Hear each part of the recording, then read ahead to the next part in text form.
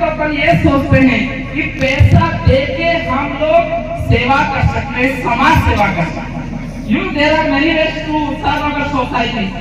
तो हम ये सोचते हैं पैसा देके हम सेवा कर सकते हैं। कोई ये सोचता है कि हम राजनेता बनकर सेवा कर सकते हैं। लेकिन मैं ये कहना चाहता हूँ, जो नींव की ईंट जिस तरह से होती है, जैसे वो बहुत बड़ा बिल्डिंग खड़ा है, लेकिन वो बिल्डिंग किसके ऊपर खड़ा है ये आपको जानना होगा। वो नींव की ईंट के ऊपर खड़ा है जिसको कोई नहीं जानता है क्या? लेकिन जो राष्ट्र की जनता जो मत आता है, अपना मत भारतीय जनता पार्टी के कैंडिडेट को लेकर वो पूरे देश की सेवा करता है, वो क्रांति है। आपको आप छत्तीसगढ़ नहीं जा सकते हो, आप झारखंड नहीं जा सकते हो, आप महाराष्ट्र नहीं जा सकते हो, आप गुजरात नहीं जा सकते हो, लेकिन आपकी दी हुई ताकत वो वहां जाती है और वहां के लोग की शिक्षा की बात करती है, वो क्रांतिकारी आप।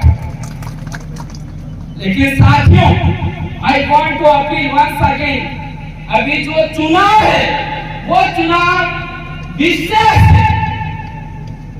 ये चुनाव विशेष है और विशेष इसलिए है कि हमारे स्वाभिमान और हमारे इतिहास से जुड़ा हुआ है।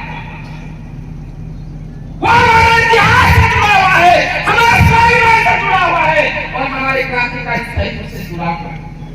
ये जो चुनाव है, कुछ लोगों के लिए चुनाव हो सकता है, लेकिन मैं ये कहता हूँ जो 84 और 94 का जो चुनाव है वो हमारे स्वाभिमान और इतिहास को बचाने के लिए चुनाव है। आपने सुना होगा कुछ दिन पहले आदिवासी समाज से निकले हुए दलाल मन्नालाल रावत, जो बीजेपी पार्टी की दलाली करता है, वो यूं कहता है कि मान के स्थान पर 17 नवंबर 1913 के अंदर जो आंदोलन हुआ था वो फर्जी था, वो भी प्रदेश को लेकर नहीं हुआ था, वो हमारे जो पूर्वजों की जो कुर्बानियां हैं वो उसको ठेगा की साथ दिखा। ये हमारे पूर्वजों की बलिदानियों का अपमान है, बल्कि इस देश की आजादी में अपना कतरा कतरा खो देने वाले सभी क्रांतिकारी और हमारे देश का अपमान है। आप जवाब कैसे दें? ये लोकतांत्रिक देश है, we live in the democratic country. In India is the democratic and it is operated according to the Indian Constitution. Bharat के संविधान के अनुसार चलता है। तो इसका जवाब देने के लिए आपको एक ही तरीका है कि मानगढ़ धाम पर जो हुआ था, वो जो सभा हुई थी, वो सभा हुई थी दिल प्रदेश के लिए हुई थी।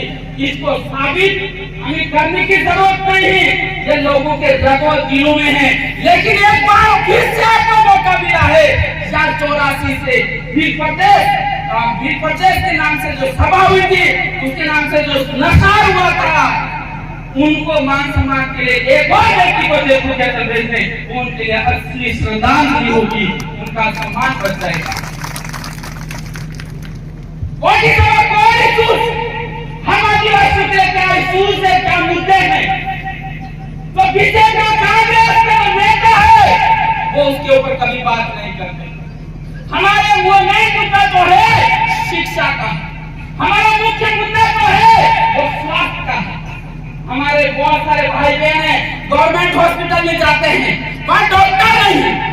इसका ताजा उदाहरण देखो, मैं पड़ताल करके आता हूँ, वो पड़ताल करने जो है वो मंत्री हेमंत मीणा मंत्री है, कैबिनेट मिनिस्टर है, लेकिन मैं ये देना चाहता हूँ प्रतापगढ़ का सबसे बड़ा अस्पताल है, जिला अस्पताल है, वहाँ 80 डॉक्टर होनी चाहिए, नियम के अनुसार 80 डॉक्टर होनी चाहिए, लेकिन नियम की तुलना में सिर्फ 18 डॉक्टर है। लगता है तो पेशेंट को बीमार होकर हॉस्पिटल में जाना है, ऐसा लगता है कि संस्थान काट लिया जा रहा है। हमने इसको लेकर आंदोलन किए, जिला कलेक्टर को मेमोरेंडम दिया, हमने मुख्यमंत्री नाम मेमोरेंडम दिया है, लेकिन वहां कैबिनेट मंत्री होने के बावजूद भी कैसे नहीं लगा सका। ये नपुंसक मंत्री सरकार है। You know that they are only for the formality. They are the minister. This is the government. They are not working actually in the issues of the right. ये क्या है? भर्ती विशेष का मुद्दा है क्या? हमारे इस इलाके में जितने अस्पताल हैं उन अस्पताल में नियमों के मुताबिक डॉक्टर होना चाहिए ताकि हर गरीब व्यक्ति को वहां सुलभ इलाज मिल सके। होना चाहिए क्या होना चाहिए? क्या ये सिर्फ आदिवासी समुदाय की बात है क्या? ये क्या सिर्फ ऐसे समुदाय की बात है? ओबीसी की बात है? जनरल की बात है क्या? ये मानवता ही का मुद्दा है, लेकिन इसके ऊपर न तो नंदलाल बोलता है न बाबूलाल खराड़ी बोलता है। इसलिए हमें 84 का जो चुनाव है वो बहुत महत्वपूर्ण है। हमारा दूसरा मुद्दा एजुकेशन का है।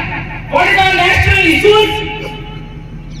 एजुकेशन, शिक्षा। शिक्षा वो दूध है जो पिएगा वो दहाड़ेगा, बैठे या नहीं है। लेकिन सरकार क्या करी है? शिक्षा को कमजोर करी है। शिक्षा के जो मंदिर है उनको खस्ताहाल बना दिया। आज हमारे इलाके में कोई भी फर्स्ट ग्रेड टीचर नहीं है या नहीं है? नहीं है। अभी 1,24,000 शिक्षकों के पद खाली है, लेकिन सरकार इसके ऊपर नहीं बोल रही है। सरकार को किस मुद्दे पर बोलना चाहिए, किस मुद्दे को लेकर काम करना चाहिए, उस मुद्दे को लेकर सरकार चुप है, बात नहीं कर रही। आपको मैं बता देना चाहता हूं, बाबूलाल खराड़ी अब भारत आदिवासी पार्टी और आप लोगों के जन जागरण की वजह से, उसके बदौलत से वो मंत्री बना। उनकी मंत्री बनने की औकात नहीं थी, स्पष्ट होगा। लेकिन यहाँ का जो जन जागरण चला उसके बदौलत यहाँ के इस एरिया से 200 कैबिनेट मिनिस्टर बनाए जाते हैं। वो आपकी ताकत से बनाए जाते हैं। वो इसलिए बनाए जाते हैं कि आप इस क्षेत्र का विकास करना। ये लोग क्या बात कर रहे हैं? Is there issue?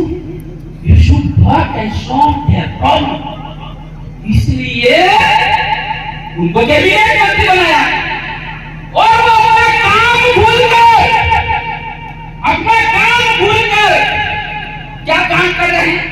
हमारे इतिहास को मिटाने का काम कर रहे हैं। कल परसों बोल दिया कि पूंजा भील राजपूत थे।